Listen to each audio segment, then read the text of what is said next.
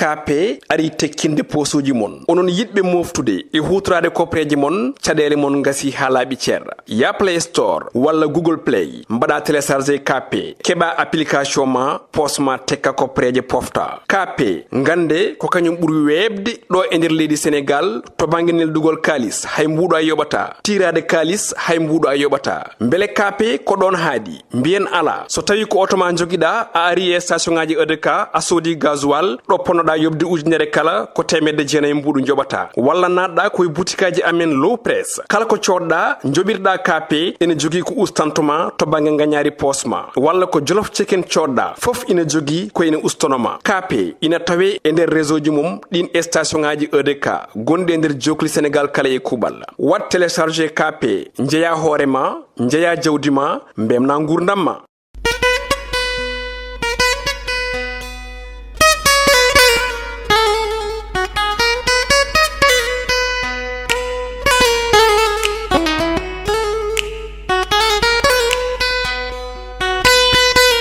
Assalamu alaikum wa rahmatullah bandiraɓe yeɓiyankoɓe ayawo Piindi TV on calminama mo wone mon fof inde mum e yettode muɗum en garti e katande jomiraɗo joom baɗe bawɗe gam humnude aadi mene moɗon koroɓindo jayendeji hande ko aljuma capantatego lewru mars hitande ujunaje ɗiɗi nogas e tati joni o paaden koye jayendeji leydi men. Jayendeji leydi men e oɗo ñalawma hande aljuma mbiyen kañi kala ɗi gari koye kabaru goto woni kabaru ko yiwti e ñawore yande hanki toon to tribunal de Dakar nder ñawore lombinode hakkunde Ousmane Sonko e Mame Mbaye Niang ko yiwti alhaali diffamation noon woni haalde konguɗi ɗi gonɗani e fewde e neɗɗo o ƴettu jayinde Le Quotidien ko nden puɗɗortoɗen nden jayinde wi ko nden ɗon ñawore hakkude makko e Mame Mbaye Niang ɓe mbi ko Sonko ha hande de nana e sursi ko noon jayne ko ɓe binde gandiri bindol caggal nde o tajana lebbi ɗiɗi ɗi wulalta koye kaso woni 2 mois avec sursis jayne ko ɓe mbi ko kanko leader Pastef ene wayno haysinno tawi o sohama walla o tajanama ɗin lebbi ɗiɗi hatta ha hande de omo laaɓi cer gam jeeyede sumgoji 2024 paaɗi e on tuma noon avocat ji makko walla avocat makko hono maître Branco guitnoɗo walla ni mbiyen ha joni jaltinnoɗo leydi meɗen Sénégal caggal nde fayɗo koye ngal jeynen ko ɓe mbi kolliti wonde ko on ɗon tweet mbowanno fewde mo leydi Macky Sall konguɗi ɗi pewani saabi ministre de l'intérieur ƴettingal ɗon pellital haɗimo nadde ɗo e nder leydi men Sénégal e jamma hiccenko jayende Vox Populi kamne arti on ɗon fannu ɓe mbi tan ko on alhaali hakkunde Mame Mbaye Niang e Ousmane Sonko ɓe mbi ko Sonko ina wayno de waɗama condamné manam o taƴanama ko foti ko hebde to banggue nden ɗon ñawore kono lelta koye kaso kono foof de wade noon jaynen ko ɓe mbi ko hande Ousmane Sonko ina heddi e course gam ɗin sumgoji 2024 o heeɓi tan ko lebbi ɗiɗi ɗi ganduɗa ɗi o lelta koye kaso kono maw yob ko tolni e temeɗɗe ɗiɗi million e haalisi meɗen CFA tawi ɗum wiite ko dommage et intérêt hollirde wonde tan ko ɗin konguɗi ɗi gonɗani nden fenande nde tuumi Mame Mbaye Niang ɗum ɗon woni ko ganduɗa omo jogori yobde ɗum on ɗon mbo tuumi ñawore nde ko hanki yani toon to tribunal de Dakar kamɓe coalition Benno Bokk Yakar coalition laamiɗo kañumen jonni ngal pellital kono kadi e nden ñawore e lelorinde ajjude ko noon ɓe mbi woni on justice indépendant ɓe mbi tan koɓe jonni nden ñawore e fattam lamire ñawore nde ganduɗa nde konde yeru kono kadi ko ɗum symbole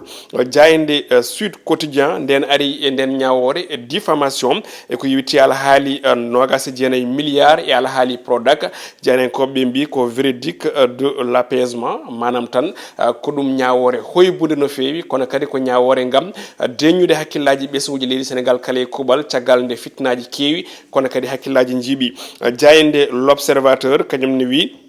ko caggal nde o taƴana lebbi ɗiɗi ɗi lelta ko woni avec sursis e yobde temeɗɗe million e haali CFA on ɗon dommage et intérêt janen ko ɓe mbi ko Sonko on ɗon appel à risque manam so tawi ko kanko waɗi appel ko ɗum risque kono kadi so tawi ko goɗɗo waɗi appel ko ɗum risque saabi noon janen ko ɓen kalnen on ɗon risque ɓe mbi ko on ɗon cour d'appel de Dakar ma ƴettit nden ɗon ñawore caggal nde ɓe kamɓe parquet o ɓe mbasi yonede nden ɗon on ɗon décision ñawɓe hanki ɓe e wiide mabɓe noon koɓe waɗoɓe appel Mame Mbaye Niang kañum kañumni ɓe mbi tan ma rew e ngol lawol parquet ɗum woni ko janenkoɓe mbi e on tuma noon ɓe garti kadi holko jeeyi sababu omo ganduɗa ko avocat Ousmane Sonko gummino toon to leydi France waɗa expulsé leydi meɗen ɓe mbi ko on ɗon tweet woni nden windande nde wanno e réseaux sociaux gam tumde maw leydi ndi Macky Sall konguɗi ɗi pewani e on tuma noon o haɗa nadde ɗo e nder leydi men Sénégal jayde las quotidien kañumne ari e nder ñawore ko natal Ousmane Sonko ɗon ɗo waɗi lafandane o ɓe mbi ko Sonko condamné woni tan o taƴanama lebbi ɗiɗi tawi o leltako e kaso kono ma o yob temeɗɗe ɗiɗi million e haalisi meɗen CFA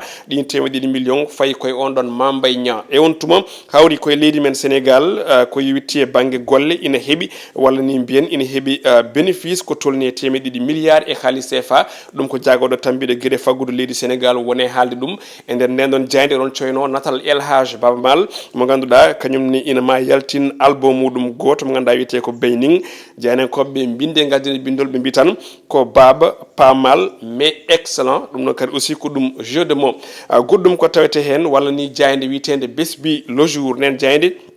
arti e on condamnation mbo Ousmane Sonko ɓe mbi ko si loin si proche hollirde wonde tan hay sinno tawi oɗo saaha omo laaɓi taw eɗin sumgoji tijjari kono de won ñawore wonde fadi on ɗon leader mo Pastef ɗum ɗon ko alhaali Adji Sarr e Ousmane Sonko alhaali Sud Boté janenkoɓe kolliti wonde ko ɗum woni yuman e baban kaɗo haala kala ɗum noon hay sinno tawi hande o laaɓi walla ni o foofi hendu wellitare e nden ñawore hakkude makko e Mambay Niang kono de wonko heddi woni alhaali makko e on ɗon Adji Sarr jayende e witende indépendant kañum ne oɗo subaka hande ari eko yewti e fannu goɗɗo ɓe gari koye présidentiel 2024 e on ɗon révision exceptionnelle ɗin ɗon élection ngaji tijjaɗi janenkoɓe mbi ko Karim Wade ne wayno waɗi eɓɓore wotere nde o inniri hono un militant un sympathisant 10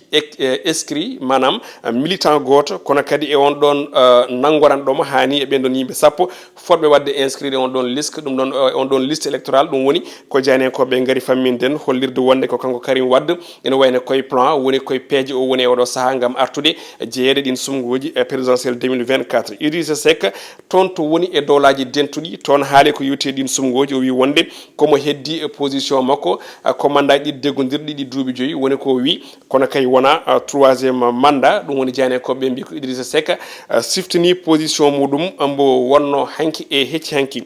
jayde Stade Quotidien ko ɗon guddirten robinu men jayndeje oɗo ñalawma hande janenkoɓe ne wayno gaari koko yewitti on ɗon concurrence e nder équipe guendijo leydi Sénégal woni Seck Ndour 6 wondude Ilimane Ndiaye e Boulaye Dia ɓe mbi tan ko ɗe baroɗe ganduɗa ɗe ko excellent concurrence woni koɓe jiiɗi famminden manam ko Pape Abdou Cissé oɗo saaha hande waɗaymo relégué par Abdoulaye Seck mo ganduɗa woni titulaire 2 match meɗen ɓennuɗo ɗi kono kadi e Pathé 6 beele wona kañum ɓuuri sembude e nampalys Mendy goɗɗum koɓe gaari hen ko Abdallah Ndour kañumne kadi aussi ko concurrent walla ni ko remplaçant exact wonande omo ganduɗa ko woni Ismaïla Jacobs goɗɗum koɓe mbi ko Boulaye Dia hankkadini beele waɗani installé e on ɗon équipe nationale du Sénégal goɗɗum ko tawete hen ko on ɗon date mbo Coupe d'Afrique des Nations Côte d'Ivoire 2023 pettowo 2024 CAF waɗi dévoilé ɗin datuji ɓe kolliti wonde jogori fettude ko ñande 12 lewru janvier ha 13 normalement lewru février hitande fande woni walla 13 lewru janvier ko noon foti wonde ha 11 lewru février 2024 toon to Côte d'Ivoire hollirde wonde ko Coupe d'Afrique nana ɓattiya e grand pas noɓe mbiri goɗɗum ko tawate hen ko classicaire toon to leydi Allemagne Bayern Munich e Borussia Dortmund ɓe mbi ko ɗum classicaire spécial wonande Thomas Tuchel keblinowo kesso on ɗon kippu Bayern Munich eɗen gandi o meeɗi jogade Borussia Dortmund ko ɗum ɗo wonno ko tongunoɗen e jayndeji men e oɗo ñalawma hande joni joni paaɗen koye gueɗe rendo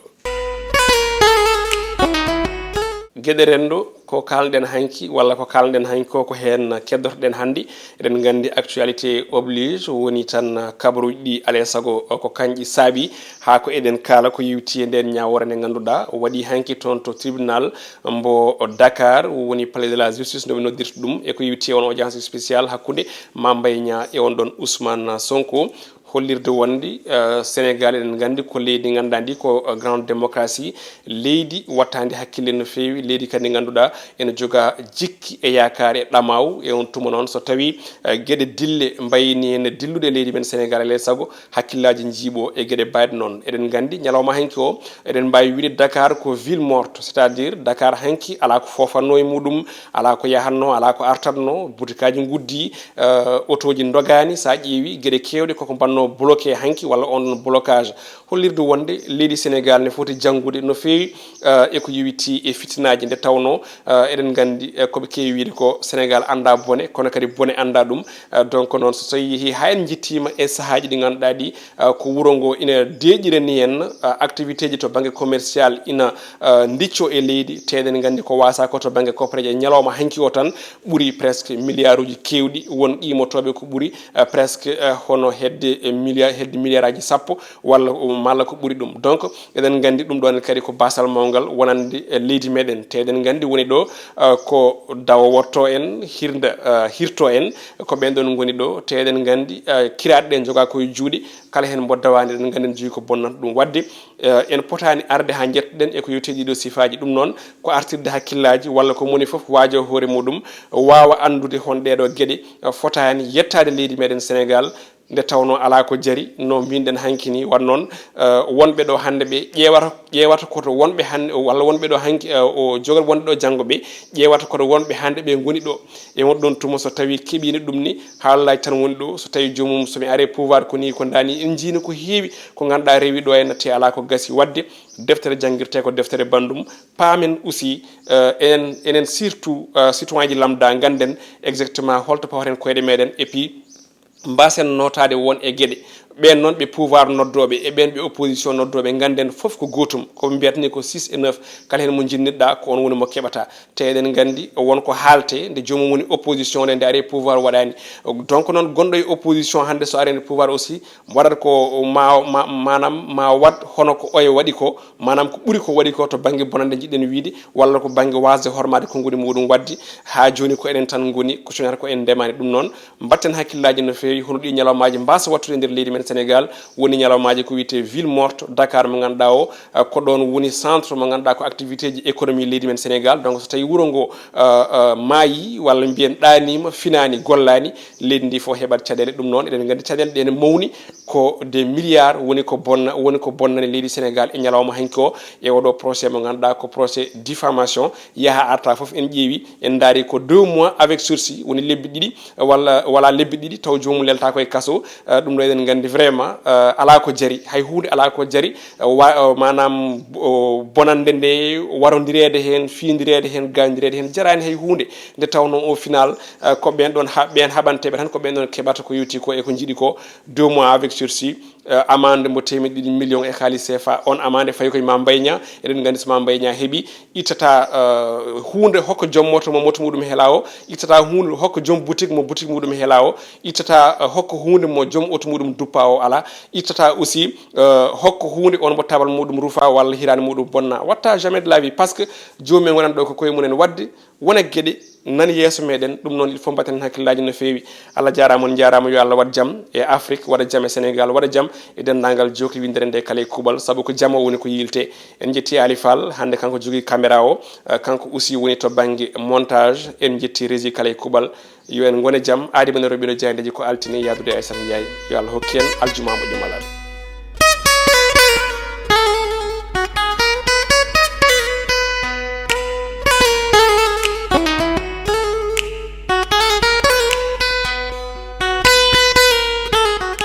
KP ari tekkinde posuji mon onon yidɓe moftude e hutorade kopreji mon caɗele mon gasi ha laaɓi ceerra ya Play Store walla Google Play mbaɗa téléchargé KP keɓa application ma posma tekka kopreje pofta KP gande ko kañum ɓuuri webde ɗo e nder leydi Sénégal to banggue neldugol kalis hay mbuɗo a yoɓata tirade kalis hay mbuɗo a yoɓata beele KP ko ɗon haadi mbiyen ala so tawi ko auto ma joguiɗa a ari e station ngaji EDK a soodi gasoil ɗo ponnoɗa natta yobde ujunere kala ko temedde jeenayi mbuɗu joɓata walla natɗa koye butikaji amen low press kala ko coɗɗa joɓirɗa KP ene jogui ko ustantoma to banggue gagnari posma walla ko jolof chicken coɗɗa foof ina jogui ko ene ustonoma KP ina tawe e nder réseau ji mum ɗin station ngaji EDK gonɗi e nder jokli Sénégal kala e kuɓal wat téléchargé KP jeeya hoorema jeeya jawdi ma mbemna gurdam ma